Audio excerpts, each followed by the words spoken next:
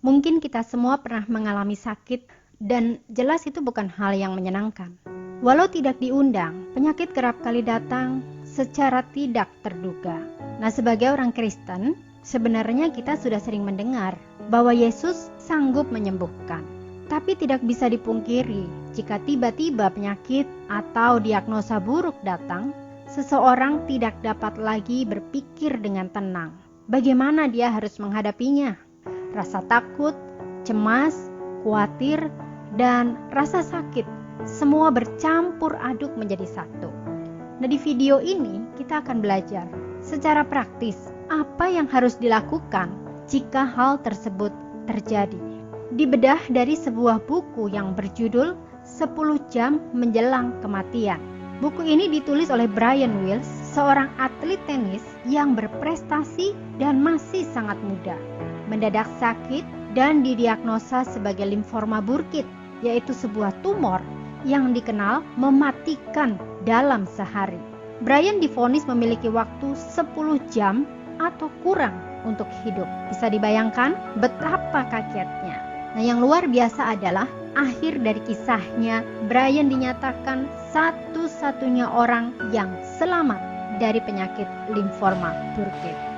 Nah, di balik layar, apa yang Brian dan keluarganya lakukan untuk menghadapinya sampai mencapai kemenangan?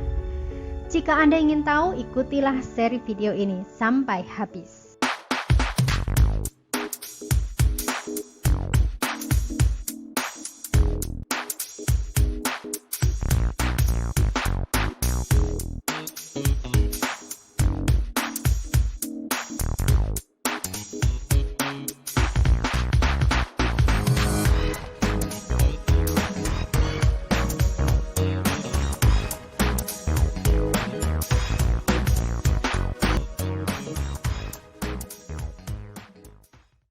Saya akan mulai dengan membacakan bagaimana perasaan Brian waktu pertama dibawa ke rumah sakit. Dia menulis seperti ini. Seorang perawat mendorong saya di kursi roda menuju kamar yang disediakan untuk pasien yang tidak dapat disembuhkan.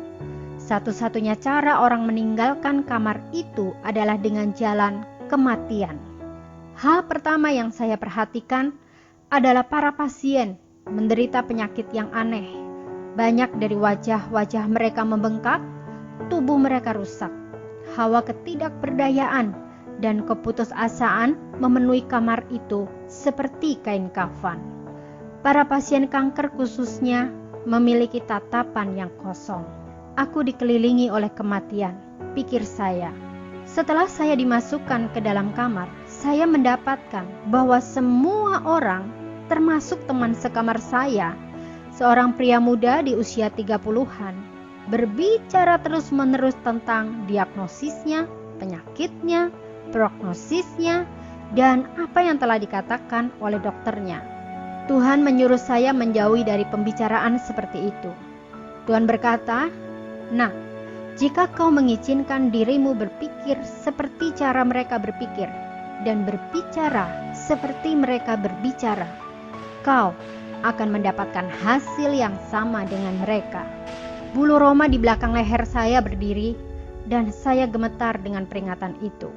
Kata-kata saya harus selaras dengan apa yang Allah katakan dalam Alkitab. Baik, saya berhenti di sini dulu. Saya ingin menggarisbawahi satu poin yang penting.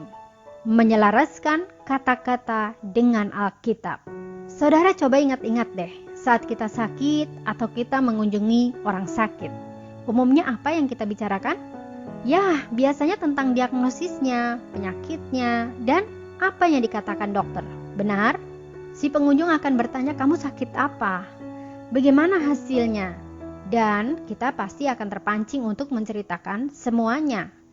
Benar sih, itu memang sangat umum. Tapi Brian diingatkan Tuhan untuk tidak melakukannya. Saudara, ini poin penting pertama yang harus kita lakukan jika ingin mendapatkan hasil yang sama dengan Brian. Jangan sibuk menceritakan penyakit atau diagnosis Anda berulang-ulang kepada setiap orang yang mengunjungi Anda atau menanyakannya. Kecuali kepada 1-2 orang tertentulah yang memang harus mengetahui kondisi Anda. Mengapa? Ketika seseorang berulang kali membicarakan penyakit yang dialaminya, tanpa sadar ia sedang membesarkan penyakit itu dalam pandangannya. Dan jelas iman tidak datang dari sana. Iman datang dari pendengaran firman. Kalau saya pikir secara logika saja, sebenarnya ini masuk akal loh. Kita menceritakan kesana kesini pun, teman-teman kita tidak bisa melakukan apa-apa kok. Paling beberapa berkomentar. Iya, kalau komentarnya membangun. Bisa jadi kadang komentar mereka bahkan meruntuhkan kita. Atau mungkin mereka memberi saran berdasarkan pengalaman mereka masing-masing. Tapi terlalu banyak saran yang berbeda-beda, akhirnya kita juga jadi bingung sendiri. Intinya, menceritakan kepada banyak orang tidak membawa lebih baik, bukan? Terus bagaimana dong kalau ada kerabat yang mengunjungi? Kan harus ngobrol. Nah, ini yang Brian sarankan. Ketika keluarga atau teman-teman Anda datang membesuk Anda, daripada menghabiskan waktu untuk bersosialisasi, minta mereka untuk melakukan hal-hal yang akan membangun iman Anda. Anda dapat meminta mereka membacakan Alkitab, ayat-ayat kesembuhan, pengajaran tentang iman, atau apapun juga yang positif, mendorong, dan memberi semangat. Jadi ingat ya, poin pertama, jika Anda ingin mengalami kesembuhan atau mujizat seperti Brian, selaraskan kata-kata Anda dengan Alkitab. Oke, sekarang saya lanjutkan membaca. Perhatikan baik-baik, bagi saya kalimat ini sangat memberkati. Brian menulis demikian, saya harus membuat sebuah keputusan. Saya dapat mempercayai Allah untuk kesembuhan saya dan mengejarnya seperti seekor binatang kelaparan yang mencari makanan. Atau saya dapat menjadi depresi dan percaya apa yang dokter katakan kepada saya. Saya dapat memikirkan dan merenungkan firman Allah yang membawa kehidupan, atau saya dapat berkubang dalam diagnosis dan prognosis saya yang membawa kematian. Berhenti di sini, saya ingin menggarisbawahi bagian yang kedua, yaitu membuat sebuah keputusan. Mempercayai Allah untuk kesembuhan atau mempercayai apa yang dokter katakan. Mempercayai Allah ketika keadaan sehat dan baik itu mudah. Tapi mempercayai Allah dalam keadaan sakit disertai diagnosa negatif, tentu itu bukan hal yang mudah. Namun suka ataupun tidak, di saat inilah kita perlu membuat sebuah keputusan. Artinya, Anda tidak bisa bersikap bimbang, setengah mempercayai Tuhan, setengah mempercayai keadaan. Brian memutuskan untuk mempercayai firman Allah di atas diagnosanya. Dia berkata demikian, saya tidak boleh menghabiskan sedikit pun waktu, pikiran atau kata lagi. Saya berpegang pada Amsal 4:20-22.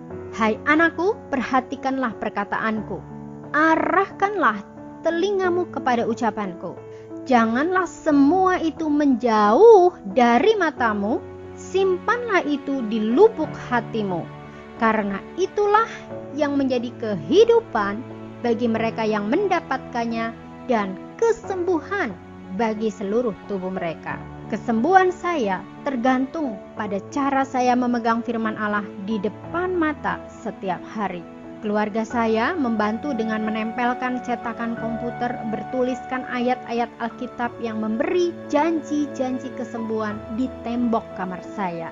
Kami masing-masing membuat sebuah keputusan tegas untuk menenggelamkan diri kami di dalam Alkitab dan memastikan semua kata-kata kami selaras dengan firman. Kami menolak memperkatakan kata-kata negatif yang mengekspresikan keraguan, ketidakpercayaan, atau rasa takut. Saya mengerti bahwa mengatakan satu hal dan berusaha mempercayai hal lain yang berbeda, artinya sedang bersikap bimbang.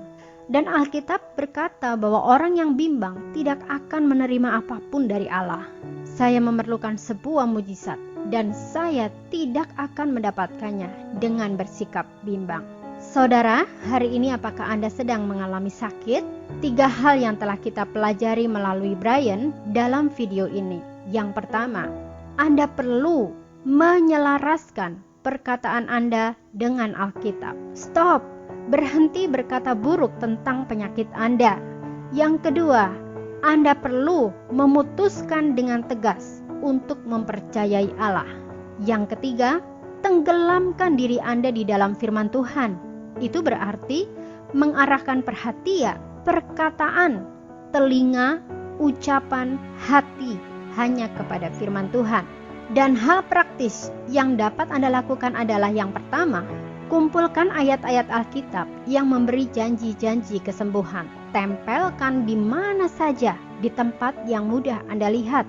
Kedua, isilah waktu yang Anda miliki dengan mendengarkan Alkitab dari MP3 misalnya, atau pengajaran-pengajaran tentang kesembuhan. Terus dengarkan, bahkan ketika Anda sedang sibuk melakukan yang lain hingga tidur. Apalagi jika Anda terbaring dan tidak dapat melakukan apapun. Jangan buang waktu Anda dengan kesedihan, pikir negatif, apalagi hanya untuk menonton televisi. Percayalah, ini akan membantu firman masuk ke dalam hati Anda tanpa pengalihan. Baik, saya berdoa semoga video ini dapat membantu dan memberkati Anda. Jangan lupa bagikan kepada siapapun yang Anda tahu mereka membutuhkannya. Dan jangan lupa untuk subscribe serta menekan loncengnya agar Anda mendapatkan video berikutnya. Saya Kristiana dari Share Book Review. Tuhan Yesus memberkati.